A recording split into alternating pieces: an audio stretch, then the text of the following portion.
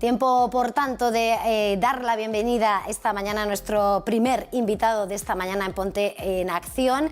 Este espacio que abrimos a esta hora con César Sánchez Grande, de Renta 4 Banco. César, muy buenos días. Muy buenos días.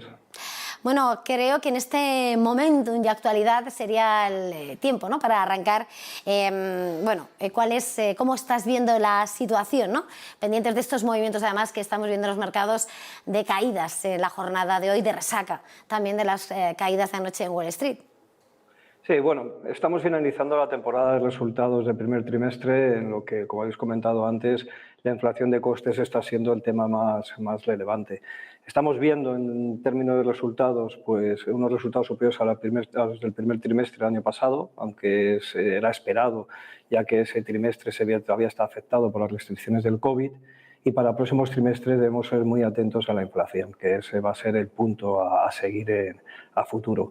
Por otro lado, pues estamos viendo todavía se sigue con mucha incertidumbre en los mercados ante unas perspectivas de la integración económica que se ven agravadas por pues una retirada acelerada de las políticas expansivas para combatir la inflación, por la guerra de Ucrania, por el rebote de COVID en China, en un contexto de tolerancia cero con cada vez más población confinada, con los problemas en la cadena de suministro, los precios energéticos, alimentos. En definitiva, creo que nos encontramos en un momento con mucha volatilidad, sin una tendencia fija, aunque por lo visto en los últimos días el temor a una nueva recesión económica o menos ritmo de crecimiento está presionando a la baja los mercados. Es cierto que el temor al crecimiento se está imponiendo casi a la inflación, aunque aún así todavía sigue coleando, ¿no?, esa cifra en Estados Unidos de esos datos disparados en máximos de 40 años. Es verdad que han tenido un ligero respiro, pero bueno, aún así estamos hablando de un 8,3%.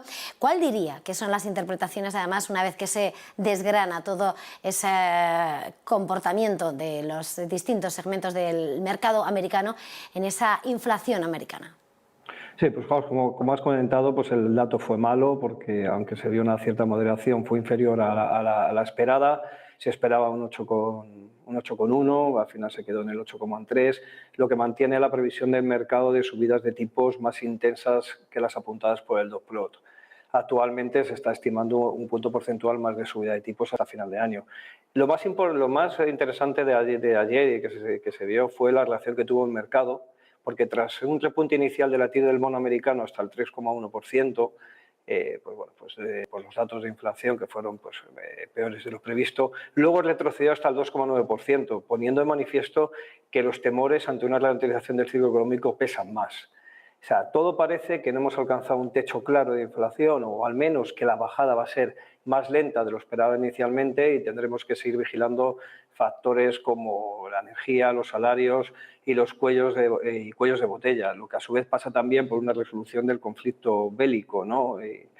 También moderación de tensiones del mercado del labor americano, que las restricciones de China se van suavizando, con lo cual que todavía no se vislumbra, con lo cual todavía tenemos mucho por delante para pensar que ese techo se ha alcanzado o que la caída va a ser más rápida de lo previsto. Si miramos a cómo están recibiendo los mercados el momento en el que nos estamos encontrando, después de ir conociendo esos riesgos que existen alrededor y esos datos macroeconómicos, miramos simplemente al comportamiento de los índices. Es verdad que nuestro IBEX es casi que el que mejor parte se lleva, 6% de caída en el año frente a ese desplome del 26% del Nasdaq 100, del DAX del 15%. También estamos viendo cómo, si miramos al comportamiento de la renta fija, los bonos corporativos europeos se están viendo afectados por la mayor venta en al menos 20 años, las divisas con ese fortalecimiento del dólar frente a la mayoría de los pares en máximos de 20 años. César, ¿cómo describiría en qué fase estamos y qué es lo que podría venir a partir de ahora? Pues mira, como hemos comentado anteriormente, nos encontramos en un contexto de mucha incertidumbre, con una tendencia a la baja de los mercados por los temores a la recesión económica.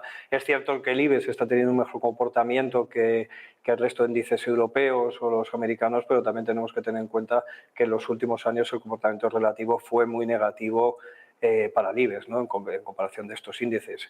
En los mercados de renta fija, pues las subidas de tipos y la retirada de las políticas expansionistas están provocando un aumento de la rentabilidad de los bonos que siguen castigando a los inversores en renta fija. Mientras no veamos un techo de inflación que permita al mercado suavizar sus expectativas de subida de tipo, la renta fija seguirá presionada. Por las divisas, pues bueno, estamos viendo el mercado americano siempre reacciona mucho más rápido que el europeo. Estamos viendo una rápida subida de tipos en Estados Unidos, que se prevé que suba 2 puntos porcentuales más en lo que resta del año. Además, se le une pues, un mayor crecimiento económico frente al europeo, donde el impacto de la guerra de Ucrania, evidentemente, se está notando mucho más, lo que está provocando pues, una apreciación del dólar. Mientras que esto no se solucione, estos aspectos, pues el dólar va a seguir apreciado.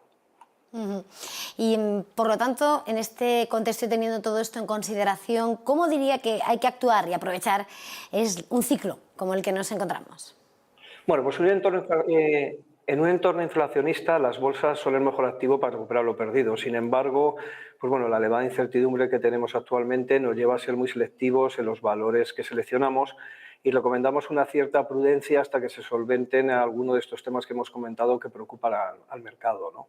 En este contexto de mayor prudencia, estimamos que nuestra cartera de dividendo es una excelente opción, con una serie de valores muy diversificada y que está formada por Acerinox, BBVA, Endesa, Faes Farma, Inditex, Logista, Merlin Properties y Telefónica, y que actualmente pues, está teniendo un muy buen comportamiento. En lo que llevamos del año lleva una apreciación del 7% frente a la caída del índice del 6%, con lo cual un comportamiento relativo no llega a 5 meses del 13%, yo creo que es muy positivo y la seguimos recomendando en este contexto de prudencia.